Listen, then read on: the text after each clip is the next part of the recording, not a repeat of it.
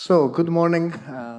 First of all, allow me to thank Professor Besson for the invitation. It's really an honor to be here among such distinguished experts. Now, I will invite you to think about my speech. Let me see if this seems okay. As a call that I make to states to give the common heritage of mankind a second chance of success. To give it an opportunity to be considered as the governing doctrine to regulate the upcoming area of space resources utilization. Now, obviously, I'm not naive. I know very well of the obstacles that this option present and the opposition that the common heritage of mankind has received over the year. However, there are two reasons why I think that the common heritage of mankind should be given a second chance. Maybe I use this. Yes. Okay. First and foremost, the common heritage of mankind is no longer what it was in the 70s or in the 80s. It has evolved and is turned into something way more pragmatic than it once was, losing some of its most controversial elements and becoming, in my view, an instrument to achieve some specific target. And this revised and updated version of the common heritage of mankind render it more acceptable to a larger number of states. Secondly, embracing the common heritage of mankind, in my view, remain the most advisable, if not the only way, to make sure that the upcoming era of space resource utilization is conducted in a sustainable, lawful, and peaceful way. And why do I say that? Based also on the discussion that we had yesterday, the legal regime to govern space resource utilization is evolving into a rather controversial manner through unilateral initiatives, unilateral regimes, maintaining the fundamental disagreement on what is allowed or what is not allowed, with countries having different priorities, some favoring scientific activities, others pushing for commercial operation. And even at international level, at COPUOS, like we have discussed yesterday, there are international discussions, but these discussions are affected by political motives, strategic initiatives, which may ultimately compromise the ultimate result. Hence, common heritage of mankind may be the solution, and I will try to elaborate on that. Now, my presentation will be organized as follows. First, after a few definitions, we look at what the common heritage of mankind once was, how it was elaborated originally, then as it has evolved, and how it has been applied in the law of the sea, and how it has not been applied in outer space. And then, based on our assessment, I will then plead the case to use it to govern the future activities on celestial bodies. Okay, so let's start off with definition. I always like to start with definition because it is important to set the stage for what we are discussing. So, common heritage of mankind may be defined as a principle of international law dealing with the management and utilization of areas beyond national jurisdiction and the resources contained therein.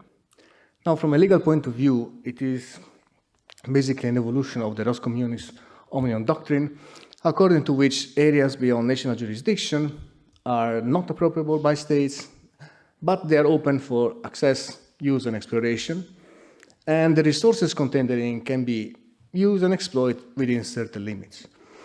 Now, the common heritage of mankind goes beyond that, because yes, what is labeled as the common heritage of mankind area is not appropriable.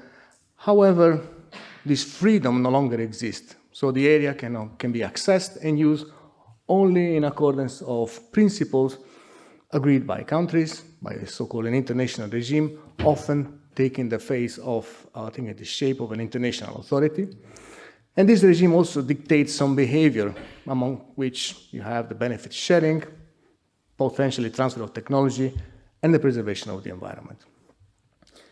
Now, the common heritage of mankind has found application in two domains, the law of the sea and outer space. Law of the Sea Convention and the Moon Agreement. The fundamental difference between the two regimes and the two instruments listed over there is that the Law of the Sea Convention elaborated way more the common heritage of mankind, as compared to the Moon Agreement, okay? And as you see there at the end, the original version from 1982 of the Common Heritage of Mankind has been evolved in 1994 through the implementation agreement of Part 11. Now let's see what it was originally. 1982, Part 11 of the Law of the Sea Convention declare, Article 136, that the seabed beyond national jurisdiction, the area, and its resources are the common heritage of mankind. An international seabed authority is established with the task of administering the mineral resources of the area. And also there is, at that time, there was an imposition of mandatory sharing of benefits and also of technology from developed to developing countries.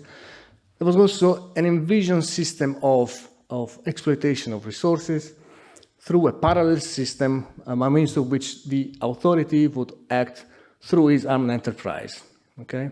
Now, even though this regime was, or this instrument, this convention was negotiated with all countries, as soon as the text was finalized, developed countries rejected this approach, describing it as against their interests.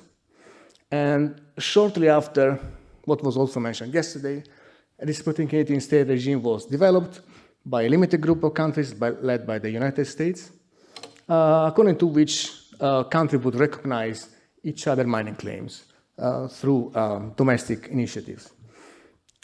While that was happening, however, there was effort to negotiate an amendment to Part 11, which resulted into the 1994 implementation agreement of Part 11, which eliminated some of the controversial elements, including the mandatory transfer of technology, and it overall took a more market-friendly oriented approach.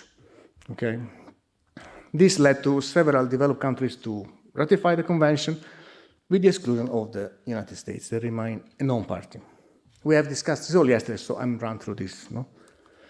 The Moon Agreement, a second international instrument containing the common heritage of mankind.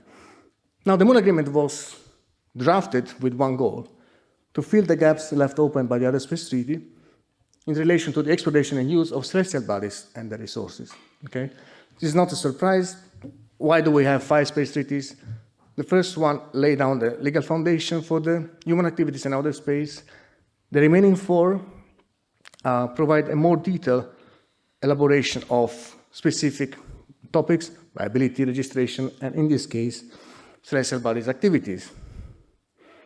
The Moon Agreement embraces a multilateral approach to the management and utilization of resources for commercial purposes, which is rooted in common heritage of mankind.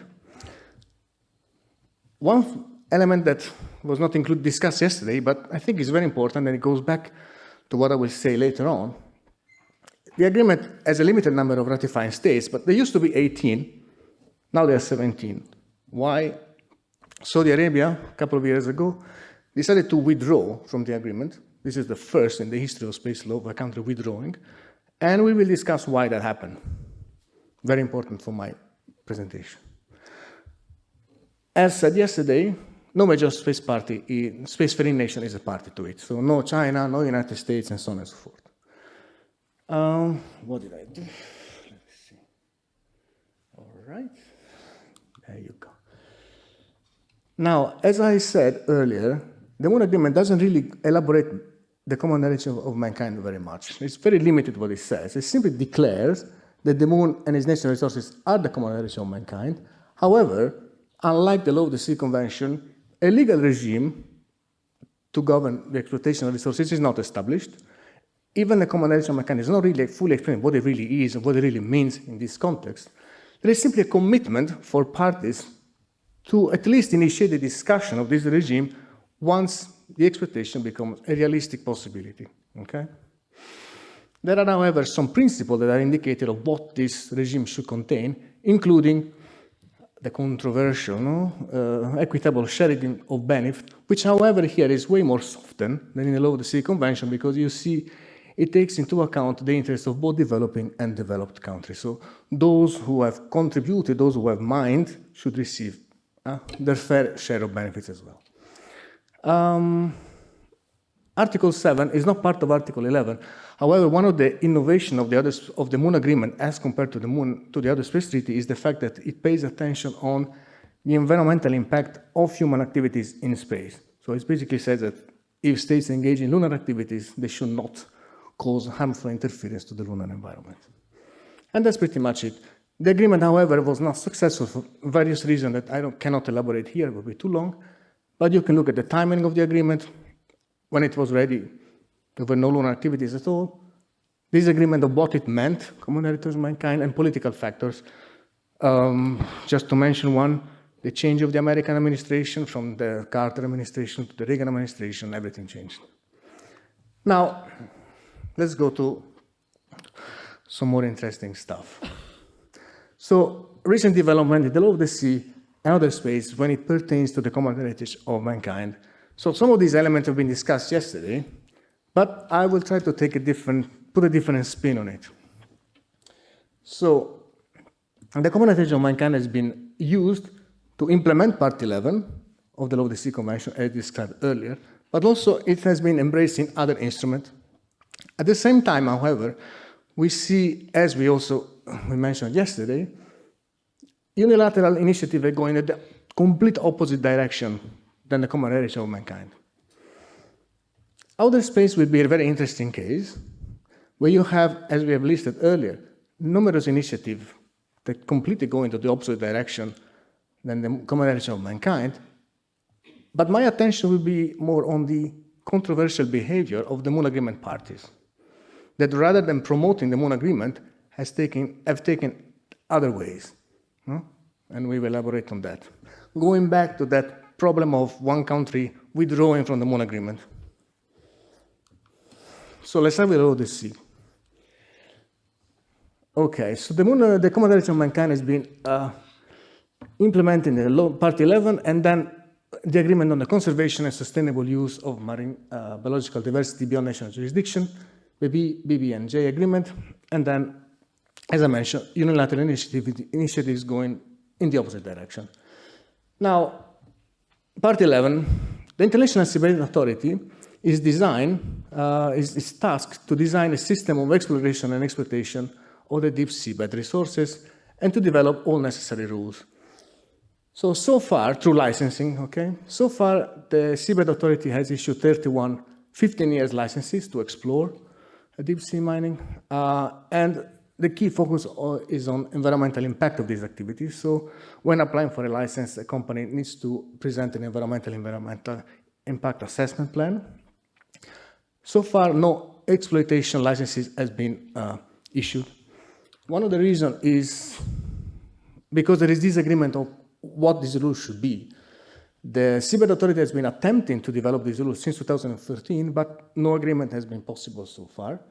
The two issues remain environmental protection and sharing of benefits, which is what the Seabed Authority is focusing on. The disagreement comes from the fact that it is not really clear what the impact would be on the deep seabed as a consequence of exploitation. But it's clear that from the perspective of the Seabed Authority, protecting the environment is of paramount importance, and the Seabed Authority has embraced the fundamental principle of environmental law, precautionary principle, sustainability, and environmental impact assessment. The second core element of the approach of the Seabed Authority is benefit sharing, which is intended to have both monetary and non-monetary elements, but there are no more forced means of sharing benefits. It's more about creating opportunities. So using these benefits to actually do some project rather than spreading benefits randomly among all countries. One of the most recent proposals was, for example, to create a seabed sustainability fund to support public goods and conservation, again, to target and to fund specific projects. So overall, very briefly, obviously, the current approach of the International Seabed Authority to common heritage of mankind is an attempt to promote activities with preserving some core element of the original common heritage of mankind idea, eliminating forced behavior and focusing on environmental protection as a tool to ensure the safety of activities and consistency with the agreed rules and enforcement. And also practical ways to understand benefit sharing. And this is why I refer to this as a more pragmatic approach to common heritage of mankind, rather than a philosophical approach that you used to have in the past. Now, there is a new agreement that was also listed yesterday that embraced the common heritage of mankind, which goes to show, first and foremost, that this is an alive principle of international law that states still see the benefit of. And this is the agreement on the conservation and sustainable use of marine biological diversity beyond national jurisdiction. Of course, I cannot go into the detail, but the whole point of my presentation here, using this, is that to show again that common heritage is alive, no? And it basically followed the same approach that the Seabed Authority has embraced as well. So try to find a compromise between promoting activities and preserving the environment and sharing benefits, okay? One interesting point is that the environmental impact assessment is way more detailed in this context than it is in the Seabed Authority regime. And there is a clear, detailed standard on how these assessments should be undertaken. And it is the responsibility of the state, which is promoting the activities or undertaking the activities, to conduct this assessment. And if the state deems that there is no risk to the environment, there is the possibility for other states to flag this situation. So there is a calling mechanism for review, okay, which is interesting. Also, from the perspective of benefit sharing, again, benefit is intended as monetary, non-monetary. But there are, again, opportunities that are created to implement the idea of benefit sharing. For example, there is a monetary benefit that to be managed through a special fund, which is coming from high-income parties, so to have always fund available to sponsor project, to fund project, okay? Now, all of this will be fantastic. However, we have initiative going into a completely different direction, which we have discussed yesterday, with the United States taking the lead on this. One part has gone missing. I don't know why. There's supposed to be something there. But essentially, the United States has declared its intention to license any activity by any company willing to mine the deep sea bed, okay? And they issued this executive order in 2025, in March, saying we are going to expedite the process for reviewing and issued seabed mineral exploitation licenses and commercial recovery, okay? And there are companies that have already applied. Now, so ultimately, you see two different approaches. One, the emergence of a pragmatic interpretation, more focus-oriented approach towards common heritage. And on the other hand, unilateral initiative that have the potential to completely crumble any effort to implement the common heritage of mankind idea, because there is a potential domino. If the US start licensing activities, other countries may start licensing activities, and the whole thing will just collapse. Outer space, this is what I think is very intriguing to look at. There are no initiatives at the moment that are intended to promote the applicability of the common heritage of mankind to space and to lunar resources in particular. The parties to the Moore Agreement are not undertaking any effort to specifically target to achieve that goal, either to promote the agreement itself or to promote the common heritage of mankind. And as we have seen, there are initiatives going away from what common heritage of mankind is. So there is any chance left. Now, let's focus on the parties to the Moore Agreement and common heritage of mankind now, then we will go back to that. So as I said, in recent years, there is no specific initiative by the parties to the Moore Agreement to promote common heritage of mankind, to govern lunar activities and use of resources. There is one exception, which was a joint statement by some of the parties to the agreement in 2008, statement to co-post, but there was no follow-up. What I've seen, also in recent discussion in the legal subcommittee working group, is that the parties to the Moore Agreement refer to the Moore Agreement in their statement, and they call for an international regime, but they never mention common heritage of mankind, which is always very funny to me. And the controversial behavior for me is that several of them have joined the Artemis Accord. So this joint statement is very important to me. It was very significant when it came out because it was an attempt to explain what common heritage of mankind is now, in 2008. And the core point is that the agreement itself does not preclude exploitation, as long as it is consistent with the common knowledge of mankind principle. No? And also praise the benefit of the agreement for its flexibility and so on and so forth. Now, we will go back in a second to the Artemis Accord and the parties, because we haven't talked about the Artemis Accord. So let me get there for a second, because that is instrumental to explain why the behavior of these parties is controversial. So we have seen this yesterday. I don't want to spend time on that. There are 4 countries that enacted national space resource utilization law, which essentially recognize the private appropriation of celestial bodies resources and the possibilities for companies to be licensed domestically to do so. Consistency, like we've seen yesterday, is highly questionable, consistent with international law, but okay. Something was not mentioned yesterday, very important for me, is that in 2020, during the first Trump administration, the White House issued an executive order which basically bashed the Moon Agreement, saying the Moon Agreement should not be considered, cause uncertainty, is detrimental to any effort to use resources, should be basically trashed into the bin of history. There you go. That also led to the Artemis Accord, which I don't want to talk about today, because we had discussed it at length yesterday, but essentially the Artemis Accord embraced the US view on space resource utilization that was presented by the US with the 2015 National Space Resource Utilization Law, which basically, as I said, allows private licensing for space resources activities. Now the question, of course, there are so many questions. At the end, if you look at the Artemis Accord, what will be the regime to govern the utilization of space resources? A mutual recognition of domestic licensing, because the Artemis Accord do not say that clearly. And how will the interest of all countries and the province of all mankind be implemented? You don't know. What is the level of environmental protection? We don't know. And so on and so forth. So, to go back to the clash, parties to the Moon Agreement and Artemis Accord, to me, the problems are massive. And I wrote this extensively.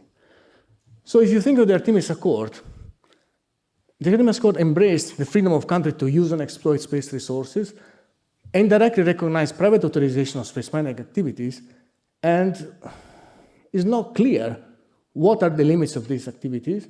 And remember that it is based on interpretation of the law by a country that has rejected the Moon Agreement. So the Moon Agreement, the Artemis Accord are the product of the United States, which have rejected the Moon Agreement. Now, if you think of from the perspective of a country party to the Moon Agreement, they joined the Artemis Accord. So you're joining an initiative which is drafted by a country that has rejected the agreement to which we are a party to. Already that doesn't make any sense. But anyway, the Moon Agreement embraces a totally different approach.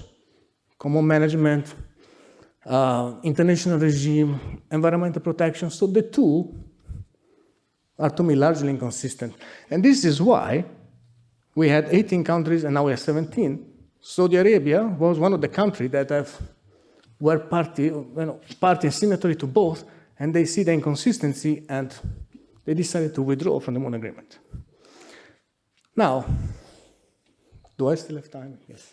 5 minutes. Fantastic. Sorry, I'm long, but there's so much to say. To the final point of my presentation, after all of this analysis, how and why we should think of using common knowledge of mankind to regulate future lunar activities. So in my mind, there might be 3 scenarios.